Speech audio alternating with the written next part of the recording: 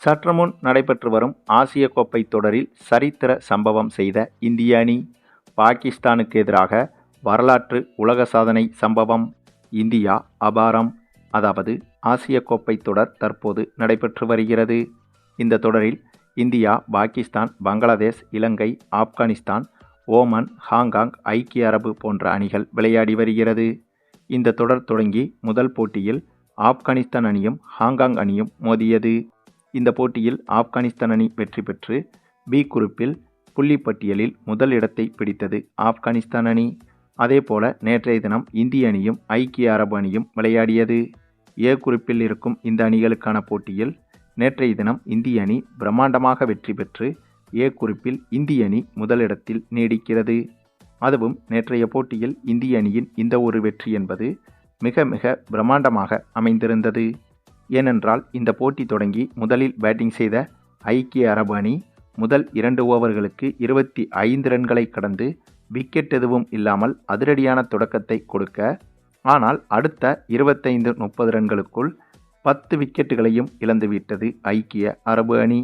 அந்தளவுக்கு இந்திய அணியின் பந்துவீச்சு என்பது முதல் 2-3 ஓவருக்கு பிறகு மொத்த மேட்சையும் தலைகீழாக மாற்றியது. அதே சமயம் வெறும் 57 ரன்களில் ஐக்கிய அரபு அணியை ஆல் அவுட் செய்த இந்திய அணி பேட்டிங்கிலும் விஸ்வரூபம் காட்டியது. ஏனென்றால் ஐக்கிய அரபு அணி நிர்ணயித்த 57 ரன்களை நேற்று சேசிங் செய்ய களமிறங்கிய நம்ம இந்திய அணியில் போட்டியின் முதல் பந்தை சிக்ஸருக்கும் 2வது பந்தை பவுண்டரிக்கும் அடித்து அதிரடியான தொடக்கத்தை இந்திய அணிக்கு கொடுத்தார் அபிஷேக் சர்மா.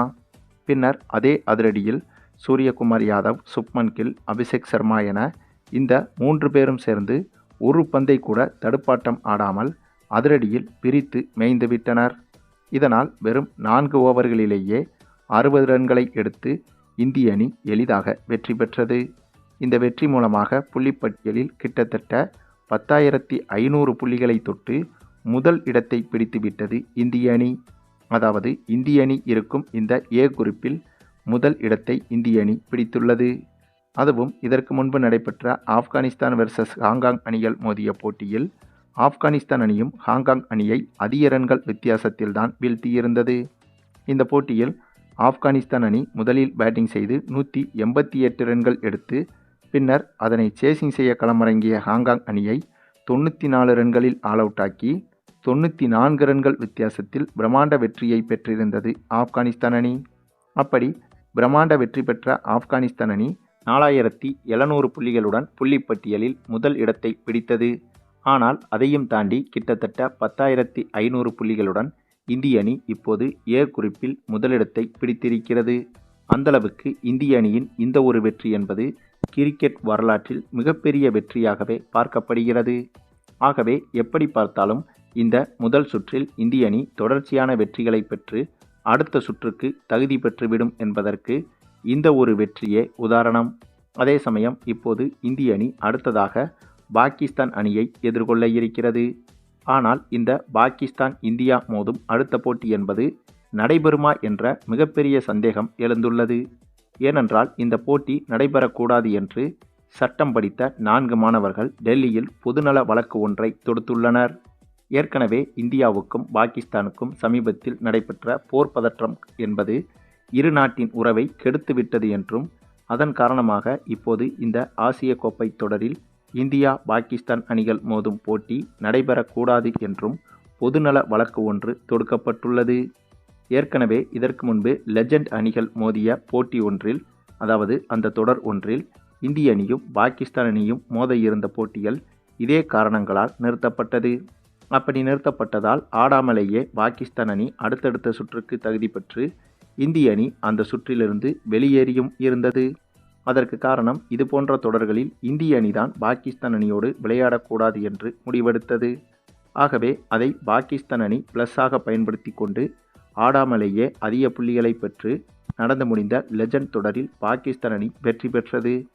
இப்போது அதே போல இந்த ஆசிய கோப்பை தொடரிலும் ஒருவேளை இந்த போட்டியை இந்திய அணி தவிர்த்தால் அது இந்திய அணிக்குத்தான் சிக்கலாக மாறும்.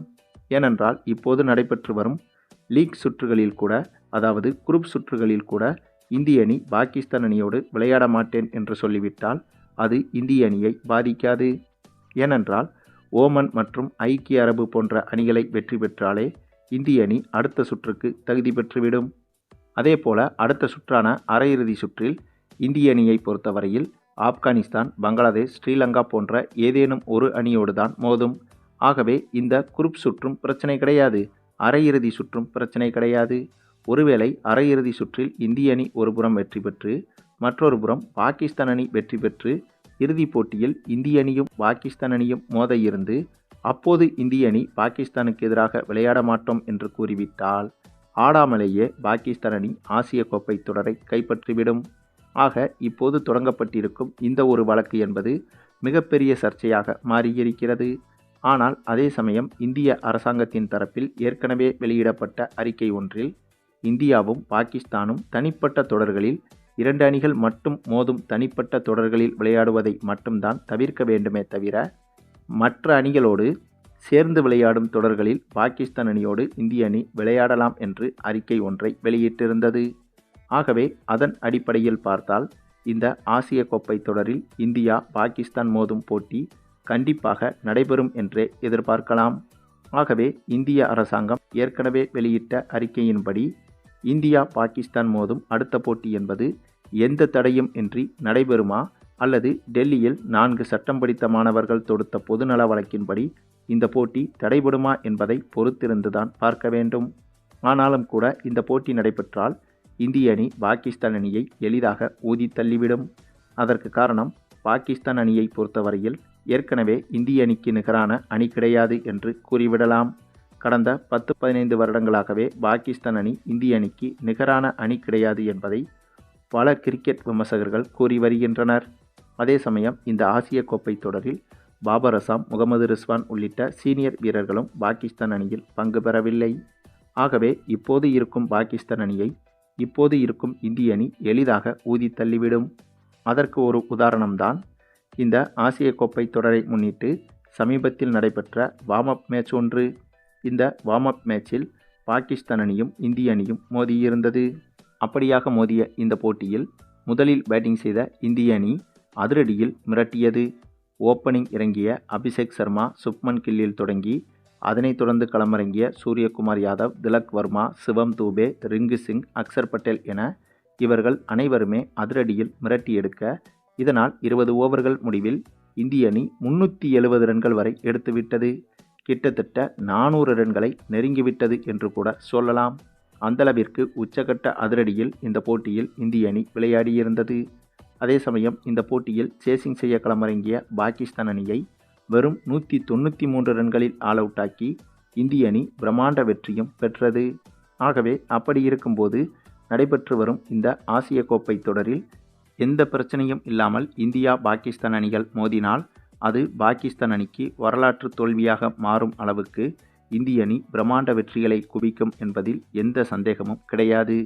சரி, நீங்கள் சொல்லுங்கள், இந்த ஆசிய கோப்பை தொடரில் இந்தியா பாகிஸ்தான் அணிகள் மோதும் போட்டி தடைபடுமா அல்லது எந்த தடையும் இல்லாமல் போட்டி நடைபெறுமா என்பதை பற்றியும், அப்படி நடைபெற்றால் இந்திய அணிக்கு பாகிஸ்தான் அணி சவாலாக இருக்குமா என்பதை பற்றியும் உங்களுடைய கருத்துக்களையும் கமெண்டில் தெரிவிங்க. மேலும் இந்த வீடியோ பிடிச்சிருந்தால் லைக் பண்ணுங்கள், மற்ற அனைவருக்கும் ஷேர் பண்ணுங்கள், மறக்காமல் நம்ம சேனலை சப்ஸ்கிரைப் பண்ணுங்கள்.